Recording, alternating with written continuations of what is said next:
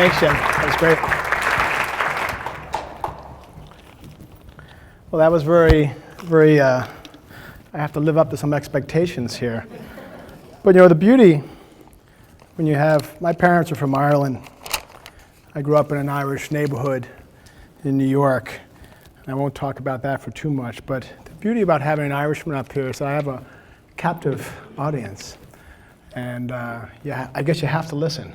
So, and if you do start to get bored, just, I don't know, start to hum, and then maybe I'll hum with you. I didn't plan on saying this, but I must tell you that my son Connor was absolutely pissed that I left this evening. And it's interesting because he's 1/4 Paisan, he's 1/4 Italian. But my wife says he's like Marlon Brando, just like Marlon Brando. He goes, he's 3. He goes, Dadia. And it's like this, he goes, Dadia. He's doing this stuff. I'm watching him. He goes, where are you going? And I said, I have to go talk to some people. He goes, you should bring me.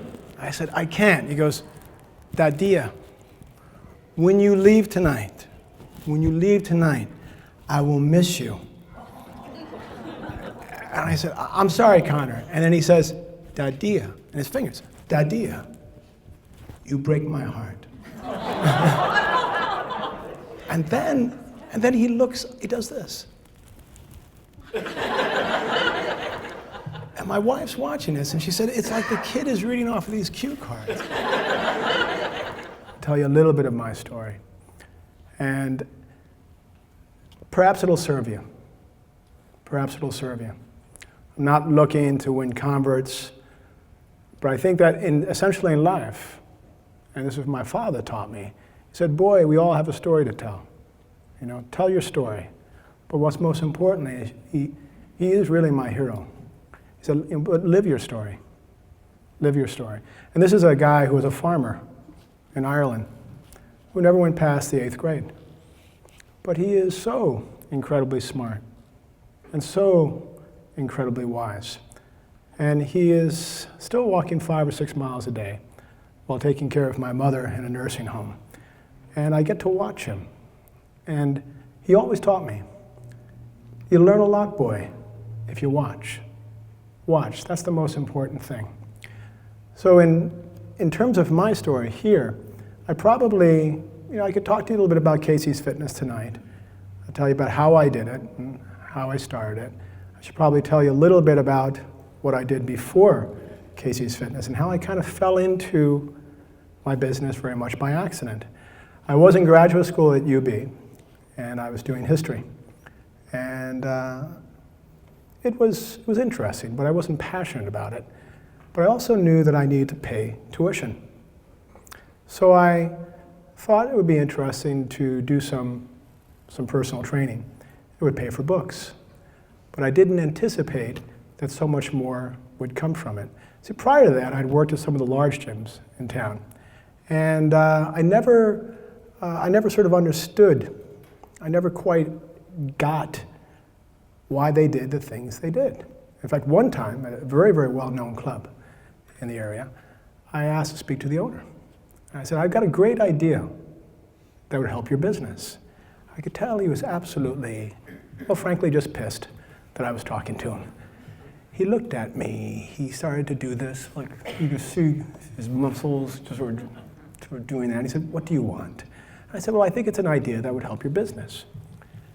He said, what do you know about that? I said, well, it's just a quick idea. He said, tell me. I said, fire the salespeople.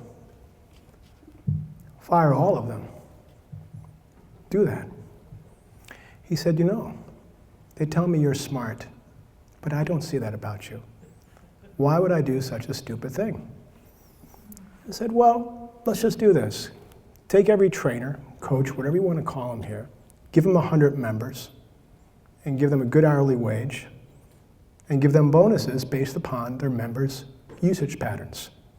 So if this table is mine, and that table is mine, and that table is mine, I have to take an interest in you. I have to care about you. Can I say a dirty word? I have to give a shit.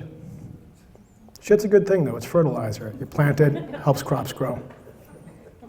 Right? And he said, well, why would I do that? Why would I do that? And I said, well, it would enhance your services. It would make for a better gym. And then I'll never forget what he said. He said, why would I do that? Why would I do that? And I didn't quite know what to say. I said, well, it seems like the best thing to do. He goes, Kevin, I don't want everyone to come to this gym at once. I want them to pay me and not come.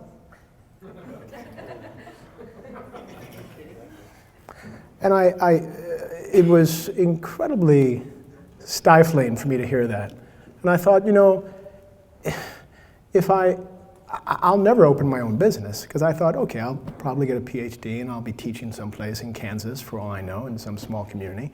But I thought if I owned my own business, I don't think I would do it that way. And I still remember it was March 1991, on a sunny day by the water fountain, we had that conversation. And it was a very sort of life-changing conversation. I guess in thinking of Malcolm Gladwell as that tipping point. I said, there's got to be a better way to do this. And in starting my own business, I started out with two people, two different women. One a surgeon, a very good eye surgeon, Mary Elizabeth Hartnett, and Joanne Della Penta asked if I would do personal training with them. And I didn't want to schlep it out to the other clubs. I didn't feel like doing that, but I had a fairly large room in my home, and I had a bit of a boxing background. I had a lot of martial arts experience. And this was 1992. And I thought, I'll use boxing and martial arts as a cross-training modality. Boxing gets you into fantastic condition. Look at a boxer, look at a wrestler, good ones, who are in great condition, and you're looking at a pretty fit individual. Started out with two people, didn't push it. In about 6 months, I had 10. After about a year, I had between 15 and 20. I loved the changes that I saw in people. And not so much in a somatic way, not just in a physical way, but I loved this, I'll say it, the psychological and sort of spiritual changes that I saw in them. But I'll tell you something else. I like the changes I saw in myself. As Joseph Campbell says, the late Joseph Campbell, I was endeavoring to follow my bliss, to do what makes you happy. Because that's the most important thing, to do what makes you happy. And then maybe in doing that, you make a difference. You make a difference. So I eventually left my home when I had about 20 clients and opened up shop. Didn't even have a sign for the first 5 or 6 years. Really, I knew nothing about business, nothing. One day someone said to me, I've got this awesome idea. I said, tell me. He goes, you should get a sign. I said, a what? He said, a sign. You could write Casey's Fitness out on it and put it outside. I said, you're brilliant. One police officer, after 10 years, he came into my gym and he said, you know, I know you're the guy. You're that martial arts boxer guy, whatever you are, but you train a lot of my buddies, but I can never find your gym. And I said, how long you been in this precinct for, brother? He goes, 7 or 8 years, I guess. I said, now that scares me. Perhaps you've read Stephen Covey before. Stephen Covey, who wrote the 7 Habits of Highly Effective People. One of his habits is to begin with the end in mind. But Covey said that in a book in 1991, but I heard my father say that years ago. He'd say, boyo, when you're doing something, you're building something, you're painting a wall, whatever it is that you have to do, think about what it looks like at the end. Think about what it looks like at the end, and then the beginning and the middle parts will go well. He never had any patience with me, but he always go, no, get away from me. But I always took that lesson because it made sense. And so I thought, what's the gym supposed to look like? What does it look like? And so I thought, okay, it's a place that's relevant. It's a place where people come, they feel invested. They feel like someone cares about them. And they also feel that it makes a difference and it empowers them. So that was beginning with the end in mind when I started the business. And we started out, like I said, not with many clients, but fast forward 20 years later, this is our 20th year in business. We have over 300 members. I have 9 people who help me with the classes. Of the 9, 5 of the 9 have been with me for more than 10 years. So if you've ever spent any time at fitness facilities, you usually see people coming and going. You don't see people who are there for a long time.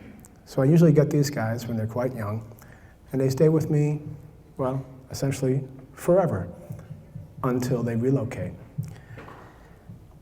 In terms of the business, I think what really made a difference for me was just getting out of my gym and meeting other shop owners. I felt a little bit like Mr. Rogers, going from shop to shop, introducing myself. And it was a very human experience to walk in, tell them what I was doing, and just sort of go from there. But I wasn't, in terms of getting involved in my community, I'd have to say that my next door neighbor, Bill Wisniewski, was the person who inspired me. One day, when I was just walking by a shop, I noticed that he was cleaning up. He was sweeping. So to make small talk, I looked at him and I said, it's good that you do that. He looked at me, and I said, sweeping up. And he looked at me with sort of the way that I would look at someone who says, it's good, Kevin, that you wash your hands after the restroom. He said, this is where I live. This is where I live. Right, that makes sense. About 2 weeks later, I saw Bill, and he was cleaning up. He was sweeping at the corner and putting garbage in the garbage can outside Kentucky Fried Chicken. And again, just walking by one day, I say, hey, Bill, were you sweeping up outside Kentucky Fried Chicken the other day? And he said, yeah. He looked at me, smiled, half a smile, and said, Kevin, it's my block.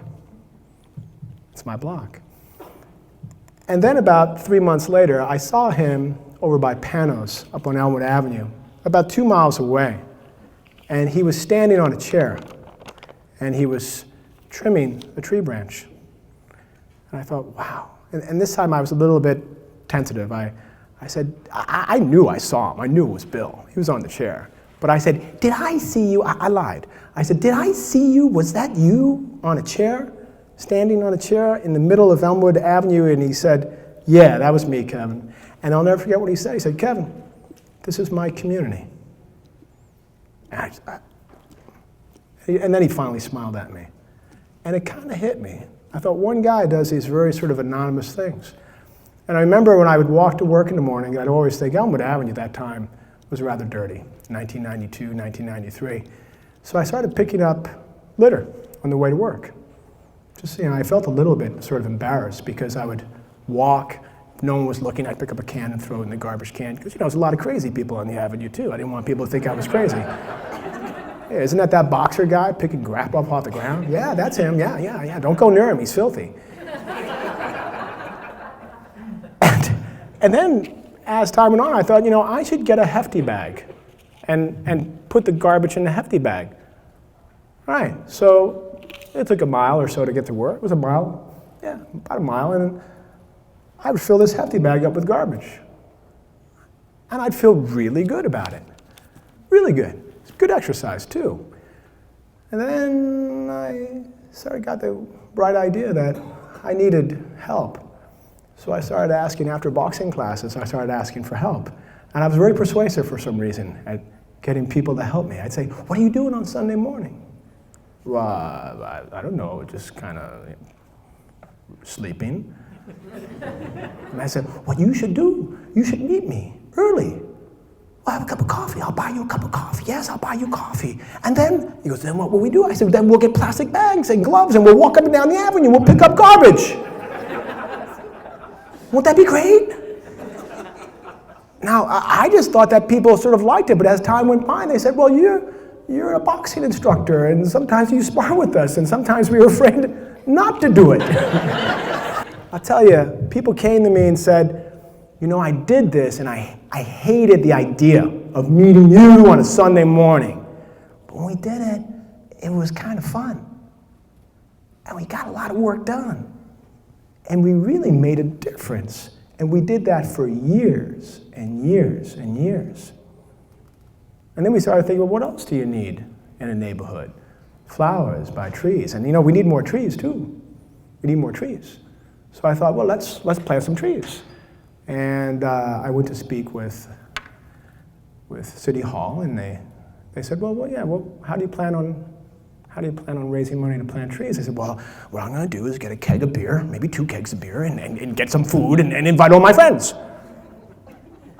They said, well, how much money do you want to raise? I said, well, we'll raise $10,000. And they said, great, well, we'll match you. Dan Durara said, well, we'll match you $3,000. How's that sound? I said, wonderful, great. And we had this party. I had about 200 people come. Everyone paid $25. It was like a cheap date. $25 for all the beer and wine you can consume responsibly and have a lot of fun doing it. It wasn't a traditional fundraiser, that's all, that's for sure. And Monday morning I called up Durara and said, I want my $3,000. He said, you raised it? I said, yeah, we raised over 10,000. I think it was 11,000 actually. And then we did that every year. It was great fun. We had these wonderful parties and solve all the problems of the world. And we raised $250,000 doing that with these great parties. And then we started planting flowers around the trees. And then we started taking graffiti off of walls. What's really kind of neat is that in all of my, because I know personally, I've done over 200 walls. I think it's only happened twice that someone tagged it again. From an anecdotal standpoint, they just don't do it. It's easier for me to take it off than for someone to surreptitiously during the night go up and put their name on the wall. So we took graffiti off of walls, planted trees, planted flowers. Made it my mission also, too, to get rid of some of the panhandlers, just the aggressive ones. Call the police a lot. Call the Johns, too. That was kind of interesting. I can't believe I'm saying that. I never told anyone that for years. I used to call the Johns. Isn't that interesting? Don't ask me how I'd find out who they are. Just call them up. You can't come back into my neighborhood. And then Marty Harrington was a detective at Vice. And I used to give him pictures of prostitutes. He'd say, Kevin, there's no prostitutes on Elmwood. There's lots of prostitutes on Elmwood. How do you know that? He didn't really sound like that either, but that's sort of that's what he sounded like to me, I guess, in my memory.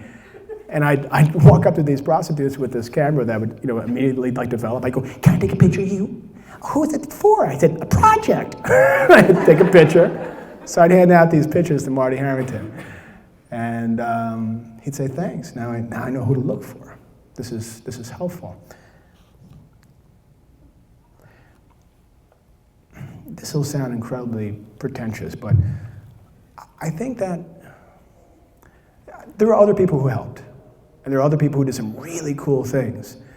But in many ways, I felt kind of like a one-man army doing this stuff in certain ways. Got lots of people to help, made a big difference. But then the kids, some of the kids who I was teaching martial arts to at the time, one by the name of Pietro Moscato, who went to the Golden Gloves Championship last year, I think it was. He started with me when he was 10, and we used to trade. I would teach martial arts to kids in exchange for helping me clean up Elmwood Avenue. And many of these kids, they just kind of stuck around. They got invested. They got infected with enthusiasm, and they started to care a lot. And when they're at the gym teaching, they still have that sense of caring. They have a sense of, because you can't fake that. You can't fake. There's something very powerful about that.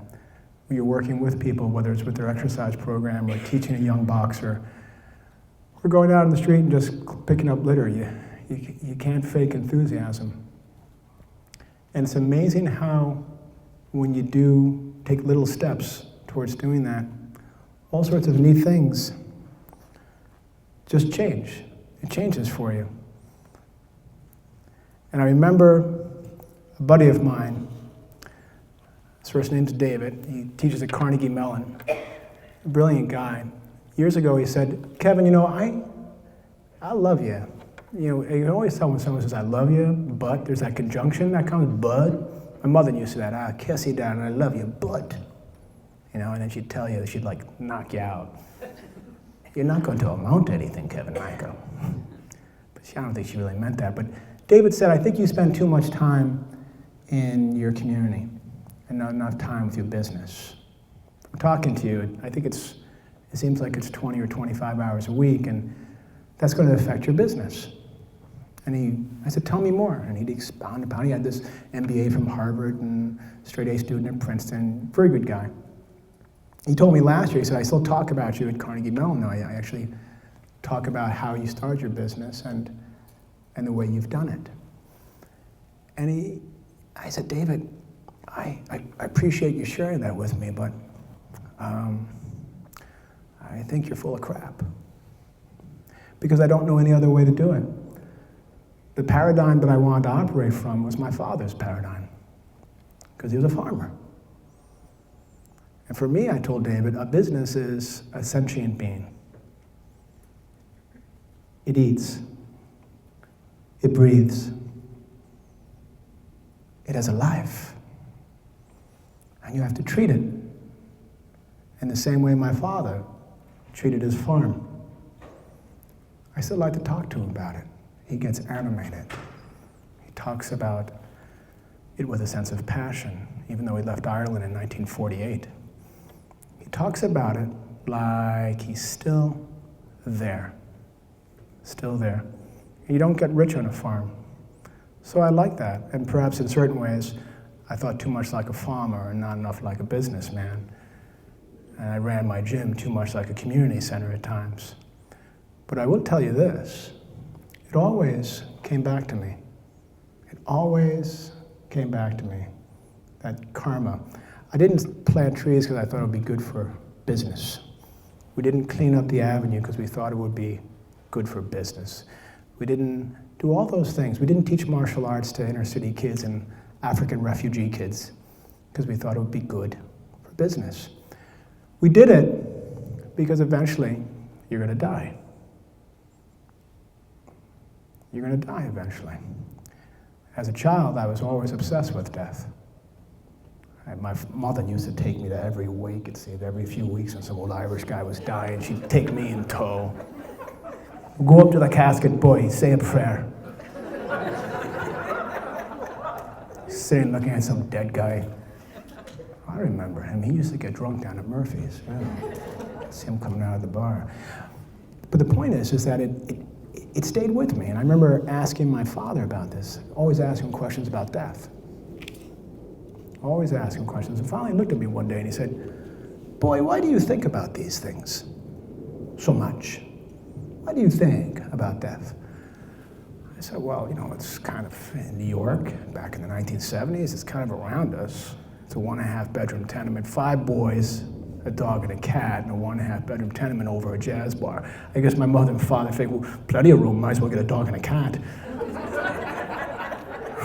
Right? But he was great. He said, don't you know it's as natural to be born as it is to die? I said, Dad, do you fear? Do you fear dying? He said, nah, I don't fear dying, no. Then he'd wink at me and go, but I would like to go in my sleep. But he'd say to me, he'd say, listen, kid, you know, dying ain't such a bad thing if you do the right things in your life. If you do the right things in your life. And before you close your eyes for the last time, you told me, before you close your eyes, you can be honest with yourself. You can say you won or you lost. He goes, I want to say I won. He goes, I think you'll be the type of person who says he won too. And so, with my business, that's how I run it. I don't think of it any other way. You know, I had a young Somali Bantu who asked me a couple weeks ago, he said, Sensei, as they call me, he said, what's the first thing you do when you wake up? And I said, Brahma, I contemplate my death. I do the same thing every day. I've been doing it for over 20 years now. And I think it's important to do. We live in a culture. I didn't plan on talking about this, but it's just coming out of me. We live in a culture that's so uncomfortable with death. And I was raised by people who, they saw it all the time.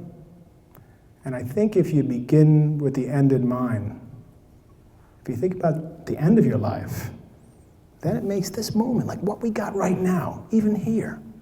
I can kind of feel it. You know, there's a number of you who are plugged in, some more than others. I can always tell when people are plugged in, who's listening, who's not. Where are you going? What's your story going to be? How are you going to run your business? Well, your business is the same as your life. These are just not mutually exclusive to me. So for me, I was able to figure it out. I was able to follow my bliss, create what I think is a damn good business. Not hold people to their memberships with contracts. Let them come and go as they wish. Don't guilt them into exercise. Treat them like human beings. Be helpful to them. Because it's all part of the human condition. We're just here for a moment, and then we're gone. I remember I lost my brother. He died in my arms on May 28th, 1989. And he's not the only death I've had to experience in my life. And one of my buddies jokes around and says, I gotta stay away from you. You're like the Kennedys, man. I said, do you mean that in a political way, or do you mean that in no, I just got bad luck. He said, bad luck. I said, bad luck? I don't have bad luck. I've got good luck. I really do. I feel so fortunate. I get up in the morning, I'm happy to go to work. Are there things that crop up that I'm not attracted to? Sure. But I like to think that I blend with them. I don't fight with them. I don't want to have a fighting mind. That's a strange thing. I tell my boxers that too. Don't have a fighting mind. If you don't have a fighting mind, you'll win your fights. Of course, that's sort of contradictory, I guess. This gentleman back there is going, what the heck's that mean? Get rid of this guy. I don't like him. But I think that it's all of these things, if you ever think about going into business, or just whatever it is that you do, with whoever you work for, do what the Greeks had a concept that was called arete, and it means excellence. Pursue it. I don't know any other way than to fight as hard as I can, but to do it with a sense of play. And I also accept the fact that I'm not going to know all the answers. My father one time, he said, boy, you live 100 years, you'll die stupid. You mean I'll die stupid, or people die stupid? Of course, he just winks at me. You figure that out, boy. But I think it's a sense of getting up every morning, pursuing excellence, and whatever you do, and not being a whiner, and not being a complainer. And you were quoting Epictetus, and the Enchiridion is written by Epictetus. And essentially, it has been my Bible for the last 27 years. At one time, I had it committed to memory. So there's a theme of stoicism that lives through our gym. The only thing you can control in life is your response to things. You can't control your children. You can influence them. You can't control whether that air conditioner is going to fall out the window and hit you in the head. It might. But what you can do is you can control how you respond to things in life. And you can do it with a certain amount of equanimity and grace and power. This has just been a conversation. Like I said, I didn't want to come up here and tell you like it is, but just to talk a little bit about what I do for a living. I also didn't come here to try and sell you on coming down to my place. He said, hey, did you bring business cards? I said, no. No, I didn't. If they're curious, they'll go online or they'll give us a call and they'll figure it out. Anyway, it was a lovely, there's a nice energy here. There's a good energy in the group. I like talking to you. And thanks for not throwing anything at me. And thanks for being nice to Nate. He needs that. So, thank you. Any questions about...